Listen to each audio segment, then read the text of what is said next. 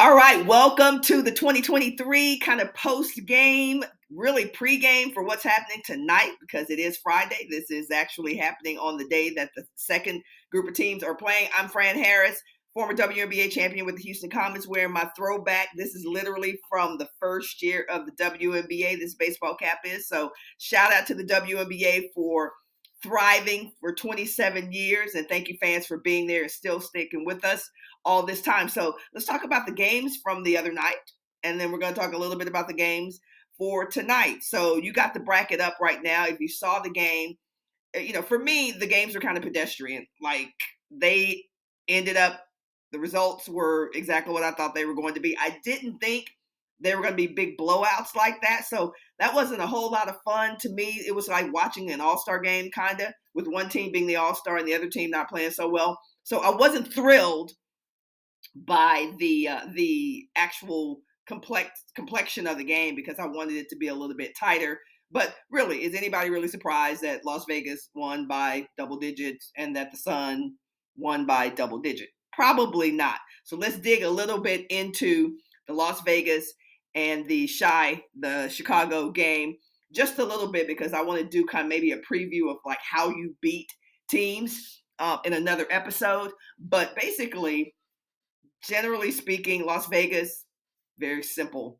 Too many weapons. Too many weapons. Too many assassins. What are you going to do, y'all? They're good. They're good at every position. So hard to beat a team that's good at every position when you're not. Definitely think Chicago has the opportunity to be competitive in the game against Las Vegas, but they've got to step up in many, many ways. Evans was actually one of my candidates for Sixth Woman of the Year. So she's got to play her absolute best. It's essentially a situation where if you're playing the former champions, the defending champions, you've got to have everybody at their tip-top game. And that wasn't the case for Chicago. And even if you get to your tip-top game, just being candid, you still might not be able to beat them. But I really believe in this climate in 2023, any team on any given night, depending on what the opponent is doing, has the opportunity to win games. So I'm not counting Chicago out yet, although obviously tonight is a big night for them. I mean, not tonight, but the next time they play is a big night for them. But you've got to literally, everybody has to be at the top of their game to be able to beat the Aces. So I'm betting on black. I'm assuming basically that the Aces are going to take it in game 2 and then move on. So that's the Aces, Chicago. Then we've got Minnesota and the Sun. Now, I actually thought this game would be a closer game.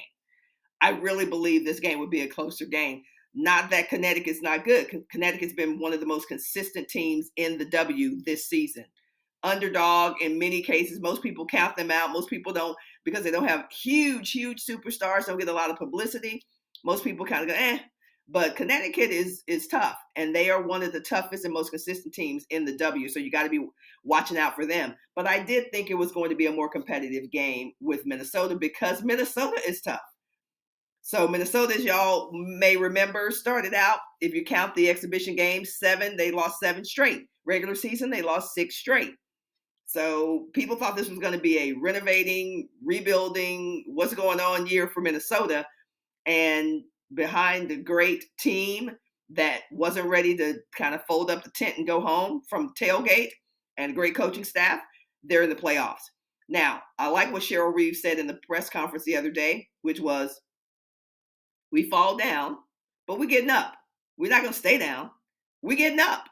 So, and she was competitive and she was a little fiery and a little mad in that press conference. So I like that. So she's basically saying, this is as much our opportunity as it is Connecticut Sun. So we're going to get up. So we can expect that in the next game with the Minnesota Lynx and the Connecticut Sun.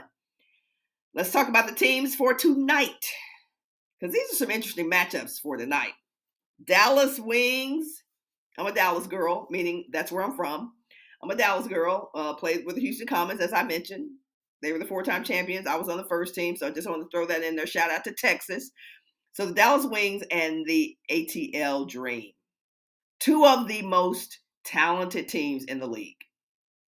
Hands down.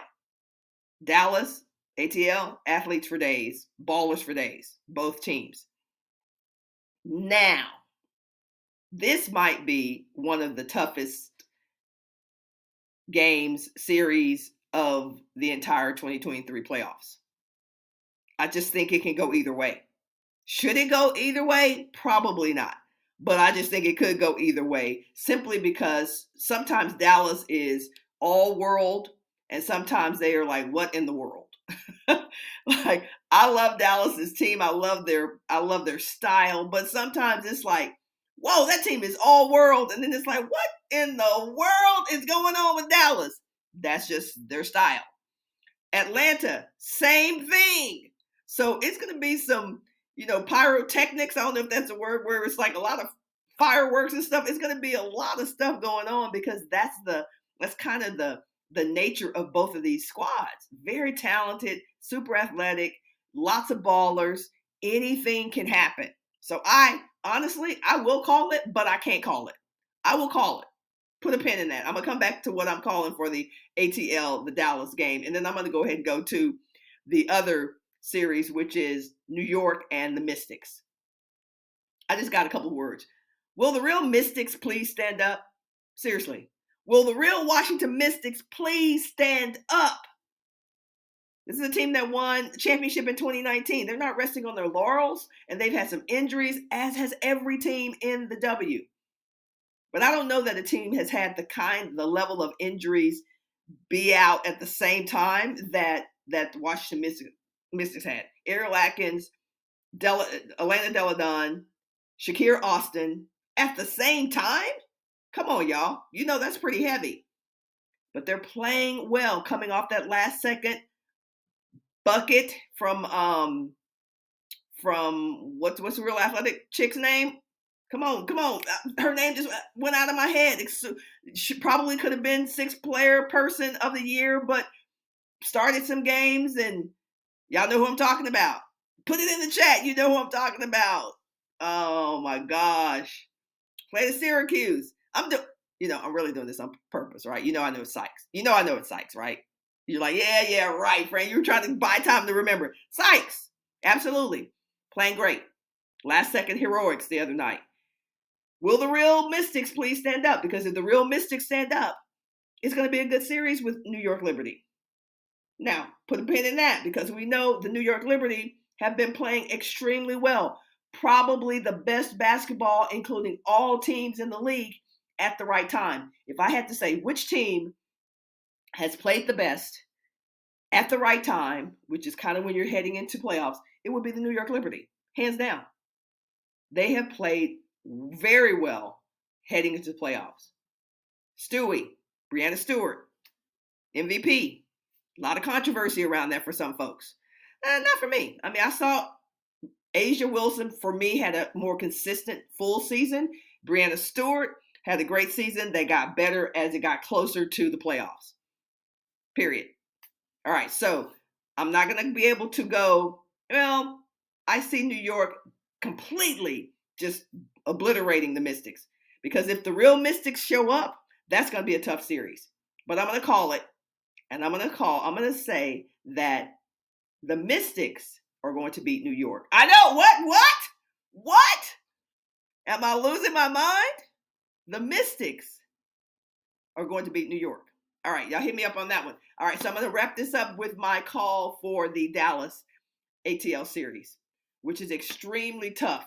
Dallas ATL series, extremely tough. But I'm going to call Dallas. I believe Arike Ogunbowale, Satu Sabally, Tierra McCowan, I believe Natasha Howard. I mean, Dallas is tough. Dallas has the biggest front line, the most talented and proven front line in the league. So if their bigs get to the point where they can really complement the play of Ogunbowale and Sabally, and you start talking about the other people on the team, then Dallas is going to be very tough to beat. So I'm calling Dallas for the ATL series. I'm calling the Mystics for the New York series. I'm calling the Aces for the Aces series, and I'm calling the Sun for the Minnesota series. But we'll see. That's why we play the game, y'all. All right, let me know what your predictions are for the rest of the series? What are your predictions and why? And it can't just be because it's your team. Give me some proof as to why you believe your team is going to pull out of the series and get on top and move and advance to the next one. It's about surviving, thriving, and advancing. All right, thanks for tuning in, y'all. We will see you in the next one. Peace.